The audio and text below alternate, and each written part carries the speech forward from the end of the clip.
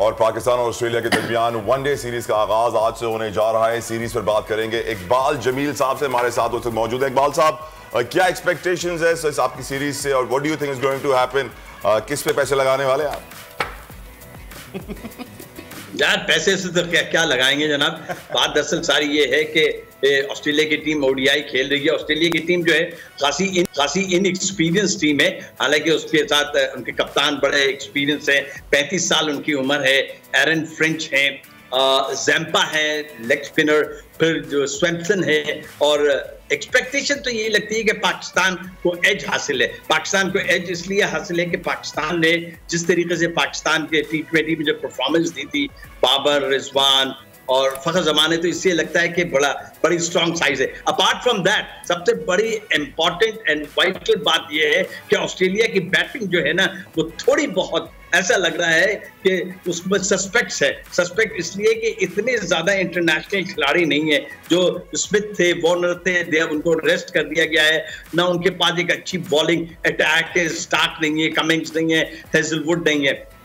एक ये, और सबसे बड़ी बात है उन्होंने क्रिकेट खेली। लास्ट मैच उन्होंने जुलाई 2021 पे ओडीआई का खेला था। और लेकिन जो इनका मिचेल मार्श जो इंपॉर्टेंट प्लेयर थे, वो इंजरी का शिकार हो गए। उनको हिप में इंजरी हो गई है।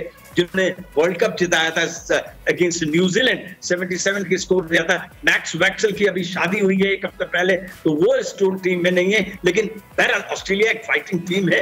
लाहौर की विकेट नेचुरली ओडीआई जो है इसके अंदर जो विकेट होती है कि वो बैटिंग पैराडाइज होती है, बैटिंग बैट्समैन के लिए बनाई जाती है।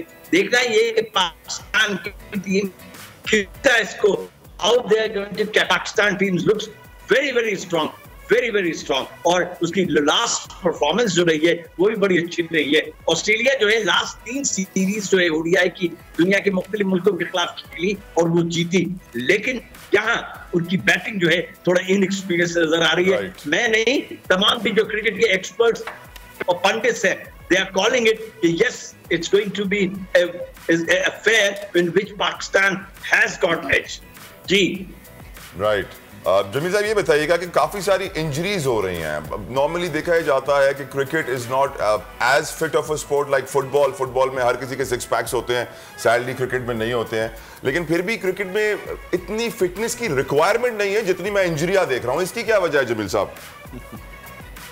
मेरे ख्याल में ये बात सही नहीं है कि फिटनेस की रिक्वायरमेंट नहीं है। आप अनफिट प्लेयर को खिला के एक प्लेयर जो है ना वो चेंज कर देता है। I don't think so, it's right assumption. There should be fitness level बहुत हाई है। और ये इंजरीज जो हो रही है वो इसकी वजह ये है कि जो बड़ी टफ जो कोचेस आगे हैं वो बहुत टफ ड्रिल कराते हैं। टफ ड्रिल के मतलब शादाब खान इंजर्ड हो गए, मिचेल मार्श जो इंजर्ड हुए वो फील्डिंग के दौरान प्रैक्टिस के में इंजर्ड हुए थे। तो मेरा अपना ख्याल है कि फिटनेस इज द नंबर 1 होना चाहिए टीम के अंदर। एक ऐसे आप इनएक्सपीरियंस खिलाड़ी को खिला सकते हैं, लेकिन एक अनफिट खिलाड़ी को खिला के आप मुश्किलात का शिकार होंगे। और ये बिल्कुल एक्सेप्टेबल नहीं है।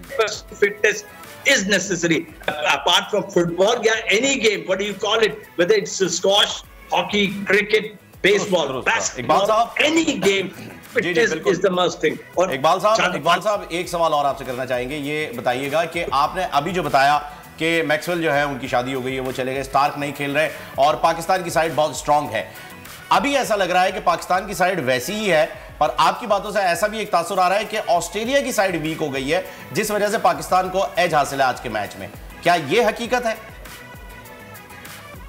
बिल्कुल, मैं इसलिए कह रहा हूं, मैं ये नहीं कह रहा कि मतलब क्लीन चिट दे रहा हूं पाकिस्तान को, लेकिन ऑन पेपर और past performance and looking on the sides, 2 different side. देखिए उसके पास वार्नर, स्मिथ एक ऐसे प्लेयर थे जो कि किसी भी गेम को चेंज कर सकते थे। ठीक है, स्टोनिस हैं, ग्रीन है और कैमरॉन ग्रीन है और लेबशान है, एरन फ्रिंच खुद अच्छे। लेकिन ये बड़े बहुत कैमरॉन ग्रीन हुए या और दूसरे प्लेयर्स जो हुए, स्टोनिस हुए, वो ठीक है उन्होंने क्रिकेट जरूर खेली, लेकिन इंटरनेशनल जो फेमस होता है ना, एक प्राइड होता है प्लेयर्स का, मैक्सवेल तो नहीं है ना ये, स्मिथ तो नहीं है ना ये। और पाकिस्तान की साइड तो मैं इसलिए कह रहा हूं कि पाकिस्तान की जो परफॉर्मेंस रही है ओडीआई के अंदर, right from Babar Azam to Rizwan Fakhar Zaman, मतलब ये वो उन्होंने अभी दिखाया है। गुज़िश्ता 3-4 महीने पहले उन्होंने जो टूर्नामेंट हुआ था T20 का, उसमें अपनी परफॉर्मेंस दिखाई है।